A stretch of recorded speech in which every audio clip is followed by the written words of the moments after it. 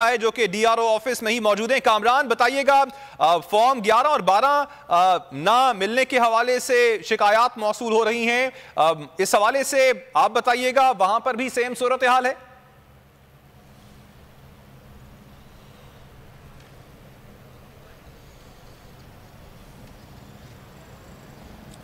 जी बिल्कुल, डिस्ट्रिक्ट कोरंगी में भी सेम यही सूरत हाल है। डीआरओ ऑफिस के बाहर मैं इस वक्त मौजूद हूँ।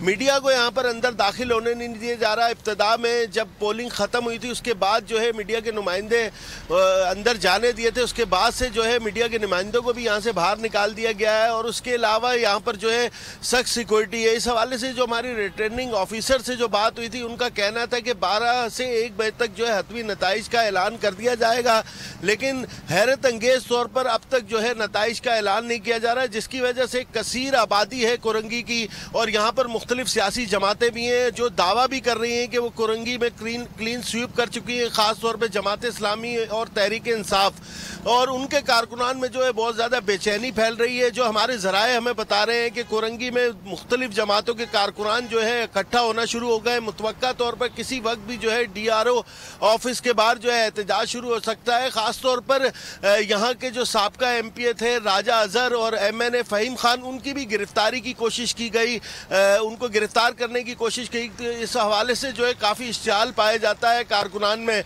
और सवालिया निशान बहुत ज़्यादा जो है इस बात पर उठाए जा रहे हैं कि जो रिज़ल्ट हैं, जो नतीजे हैं, वो क्यों नहीं बताए जा रहे। फॉर्म 11 और 12 वो भी सामने नहीं जा रहा, जिसकी वजह से मुतवक्का तौर पर जो है यहाँ पर भी एहतजाज का सिलसिला शुरू हो सकता है। जी ठीक, कामरान आप हमारे साथ मौजूद रहिएगा। नदीम, आपकी जानिब आना चाहूंगा।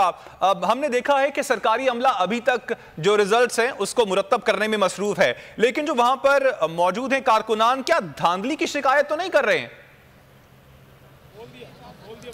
जी हाँ, बिल्कुल। बेशतर सियासी जमातों के कारकुनान और जो ज़िम्मेदारान हैं, ख़ासकर जो उम्मीदवारान हैं, वो इस हवाले से हमें शिकायत करते दिखाई दिए हैं कि उनको मुतल्लिका प्रिजाइडिंग अफसरान की जानिब से फॉर्म 11 और 12 फराहम नहीं किया गया। और यही वजह है कि हम देखते हैं कि रात गए इस पहर में भी खासी बड़ी तादाद है पोलिंग एजेंटों की, उम्मीदवारान की, जो कि इस वक्त डीआरओ ऑफिस के अंदर मौजूद हैं और उनकी कोशिश है कि किसी तरीके से हतमी नताइज हासिल कर सकें।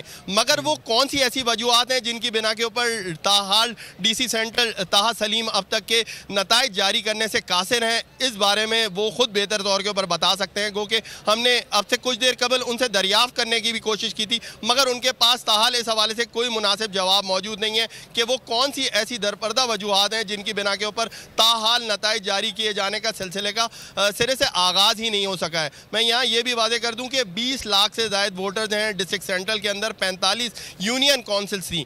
और अब चूँकि इस पोलिंग के अमल को मुकम्मल हुए 8 घंटे से ज़्यादा